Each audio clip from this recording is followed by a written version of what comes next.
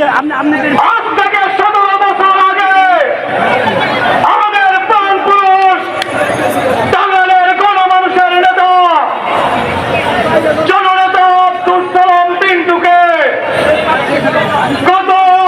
বিগত স্বৈরাচারিণী খুনি হাসিনার সরকার একটি মিথ্যা মামলায় তাকে আজকে 17 বছর ধরে জেলে আটকে রেখেছে।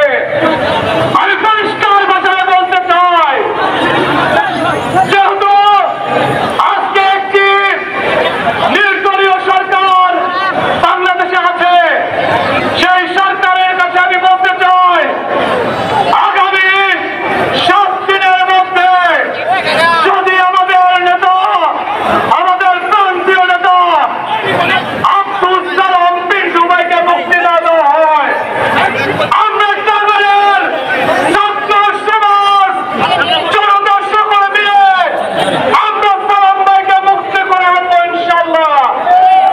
সবাইকে ধন্যবাদ জানিয়ে আমি আমার সংক্ষিপ্ত বক্তব্য শেষ করছি। খোদা হাফেজ। বাংলাদেশ জিন্দাবাদ, বাংলাদেশ জাতীয়তাবাদী যুবদল জিন্দাবাদ, শহীদ রাষ্ট্রপতি জিয়াউর রহমান অমর, দেশনেত্রী বেগম খালেদা জিয়া জিন্দাবাদ, দলের সাবেক ভারপ্রাপ্ত সাধারণ সম্পাদক বিপি নুরুল ইসলাম।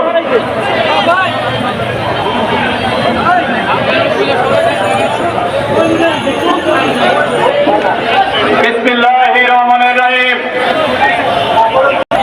সংসদে রয়েছেন টাঙ্গাইল জেলা বিএনপির সাবেক ভারপ্রাপ্ত সদস্য সচিব জনতার মেয়র আবুল হক শানু, উপস্থিত টাঙ্গাইল জেলা বিএনপির সভাপতি সাধারণ সম্পাদক সহ বিএনপি উপস্থিত বিভিন্ন উপজেলা বিভিন্ন ইউনিটের নেতৃবৃন্দ, উপস্থিত টাঙ্গাইলের বিভিন্ন শ্রমিক ফেডারেশনের নেতৃবৃন্দ, আমার সামনে আপনাদেরকে অত্যন্ত সংক্ষিপ্ত আকারে 2-4টি কথা আপনাদের সামনে উপস্থাপন করতে চাই। আপনারা জানেন এই 17 বছরে টাঙ্গাইলে একটা ভুয়া অভিভাবকের সৃষ্টি হয়েছিল, জানেন?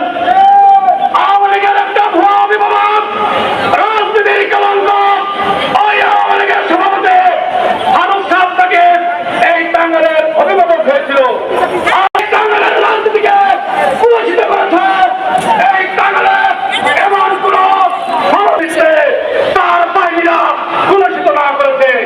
ফারুক সাহেবের মতো নেতারা এই টাঙ্গাইলের মানুষের দক্ষতা রাখে। এক লোকের আব্দুল সালাম পিন্টুর মতো যারা বছরের পর বছর ওই অন্ধকার কারাগারে 17টি বছর তারা পাহাড় গুনছে, যারা মানুষের জন্য রাজনীতি করে, দেশের জন্য রাজনীতি করে, ওই সালাম পিন্টুর মতো নেতারাই এই সত্যিকারের হিরো, এই টাঙ্গাইলের রাজনীতির হিরো, এই টাঙ্গাইলের রাজনীতি পাবো। আমি আমার কথা বিদায়িত করবো না, অবিলম্বে একটা পূরণ করে যাচ্ছে। ইনশাআল্লাহ কথা হবে রাজপথে, দেখা হবে স্লোগানে স্লোগানে।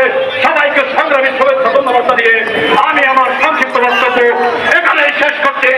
বাংলাদেশ জিন্দাবাদ, জিন্দাবাদ। খালেদা জিয়া সুস্থ হোক, আগামী দিনের রাষ্ট্রনায়ক তারেক রহমান ফিরে এসে এই দেশে ফিরে আসবে। সবাইকে ধন্যবাদ।